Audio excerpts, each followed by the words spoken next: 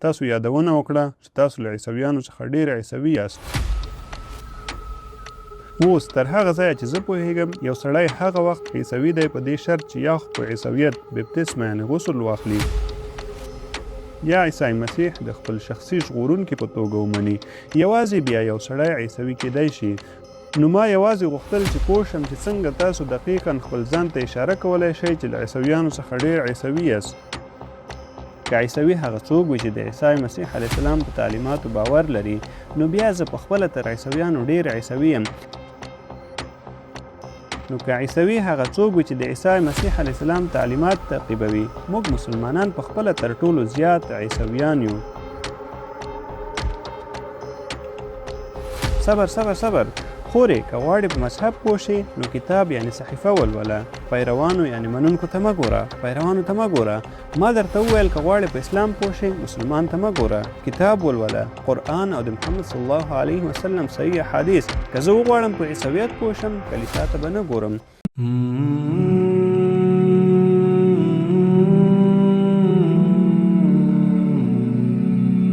ډاکټر ذاکره، ماښام مو په خیر. زما نوم شاه دی. زه د ارواپوهنې یعنې سایکالوژي محصل یم. ما په UITM شاه عالم کې ستاسو په تیر لیکچر کې ګډون کړی و. زه باید ووایم چې ما ستاسو له لیکچر څخه ډېر خوند واخیست.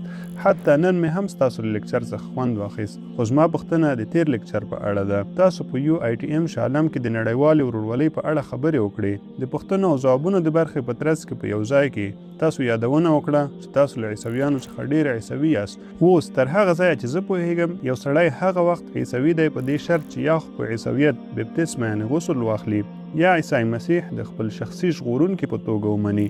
یوازې بیا یو سړی عیسوي کیدی شي. نو ما یوازې غوښتل چې پوه شم چې څنګه تاسو دقیقاً خپل ځان ته اشاره کولی شئ چې له عیسویانو څخه ډېر عیسوي یاست. بس همدا مې پوښتنه ده. خور ډېره ښه پوښتنه کړې ده. هغې ډېره ښه پوښتنه وکړه. هغې په شاه عالم کې او حتی دلته زما خبرې اورېدلې دي. هغې یوه پوښتنه وکړه. ما وویل چې زه له عیسویانو څخه ډېر عیسوي یم. زه څنګه عیسوي کیدی شم که ما غسل یعنې بپتسمه نه وي کړې؟ که زه دا نه منم چې عیسی خدای دی. خورې تا زما خبره سمه راوړه خو پوره خبره دې ونه کړه. مخکې له دې چې ووایم زه تر عیسویانو ډېر عیسوي یم، ما یوه خبره کړې وه. که عیسوي د هغه چا په معنا وي چې عیسی مسیح علیه السلام د تعلیماتو پیروي کوي، نو بیا موږ مسلمانان پخپله تر عیسویانو ډېر عیسویان یو. د دې ویلو څخه مخکې یو معیار یعنې شرط و. که عیسوي هغه څوک وي چې د عیسی مسیح علیه السلام په تعلیماتو باور لري، نو بیا زه پخپله تر عیسویانو ډېر عیسوي یم. او بیا ما وویل چې انجیل وایي چې عیسی مسیح علیه السلام په 8مه ورځ سنت شوی و. ډېر عیسویان سنت شوي نه دي، ټول مسلمانان سنت شوي دي. انجیل د افسیانو په 5م کتاب 18 آیات کې وایي شراب مه څښئ. د متلونو په 20م کتاب 21 آیات کې راځي شراب مه څښئ. په ټوله کې مسلمانان شراب نه څښي خو عیسویان یې څښي. انجیل د لاویانو په 11م کتاب 9 او 8 آیات کې وایي چې د خنزیر غوښه مه خورئ. د تثنیه په 14م کتاب 8 آیات کې وایي د خنزیر غوښه مه خورئ. د اشعیا په 45م کتاب له 2 نه تر 5 آیاتونو کې وایي د خنزیر غوښه مه خورئ. موږ مسلمانان د خنزیر غوښه نه خورو خو عیسویان یې خوري.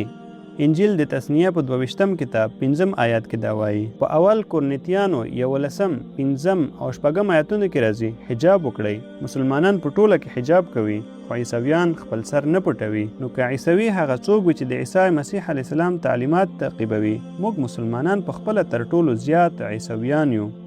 خو زما مطلب همدا دی، عیسویت د هغه چا په معنا نه دی چې د مسیح تعلیمات تعقیبوي، ځکه چې د ناصرت عیسی یهودي و. هغه یهودي زیږېدلی و. هغه د یهودي په توګه ژوند وکړ او د یهودي په توګه مړ شو.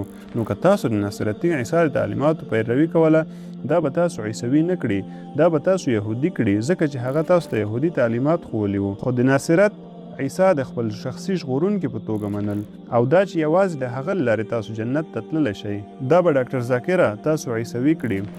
د انجیل یو آیات وښایاست چې وایي عیسی مسیح د ژغورونکي په توګه منل به تاسو جنت ته بوځي. ما ته په ټول انجیل کې یو روښانه یعنې څرګنده خبره راوړئ چیرې چې عیسی مسیح علیه السلام پخپله وایي چې زه خدای یم، یا چیرې چې هغه وایي زما عبادت وکړئ. زه به نن ستاسو ټول عیسویت ومنم. هغه څه چې تاسو یې وایاست د کلیسا تعلیمات دي، نه د انجیل. هو بیخي ځکه چې د کلیسا څخه تاسو صبر خورې که غواړې په مذهب پوه شې نو کتاب یعنی صحیفه ولوله پیروانو یعنی منونکو ته مه ګوره پیروانو ته مه ګوره ما درته وویل که غواړې په اسلام پوه شې مسلمان ته مه ګوره کتاب ولوله قرآن او د محمد صلی الله علیه وسلم صحیح احادیث که زه وغواړم په عیسویت پوه شم کلیسا ته به نه ګورم کلیسا څوک ده؟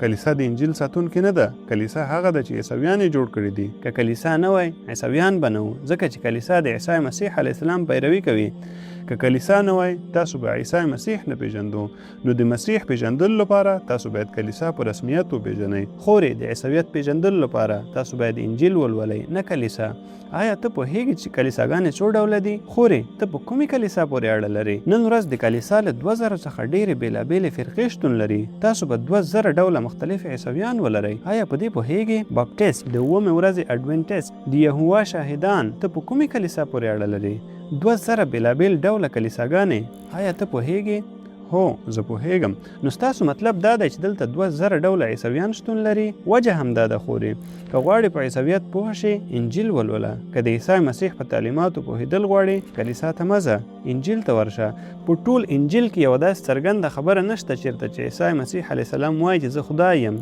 تل زما عبادت وکړئ نو کله چې عیسی مسیح نه دی ویلي که تاسو عیسی مسیح تر ټولو لوړ ماکمن یعنی اختیار لرونکی ګڼئ کوم چې زه یو پیغمبر یعنی استازی ګڼم پیغمبر تر کلیسا ډیر لوړ دی په ټول انجیل کې یوه څرګنده خبره نشته چیرې چې عیسی مسیح علیه السلام وایي چې زه خدای یم تل زما عبادت وکړئ ستاسو د دې چلن له امله 2000 بېلابېلې کلیساګانې دي او 2000 مختلف ډوله عیسویت شتون لري ته به کوم عیسویت تعقیبوي که غواړې اسلام تعقیب کړې قرآن او د محمد صلی الله علیه وسلم صحیح حدیث ولوله که غواړې هندویزم تعقیب کړې ویداس او پنشاد ولوله که غواړې عیسوي شې انجیل ولوله که تاسو دا ټول کتابونه ولولئ تاسو به یو رښتینی خدای ته نږدې شئ هغه خدای چې هیڅ تصویر یعنی بڼه نه لري دا خدای یوازې یو خدای دی اولاد نه لري او مور پلار نه لري او عیسی مسیح علیه السلام د یوحنا په انجیل کې ویلي 14 باب له 12 نه تر 14 آیاتونو کې زه تاسو ته د ویلو لپاره ډېر څه لرم مګر تاسو یې اوس نشئ زغملی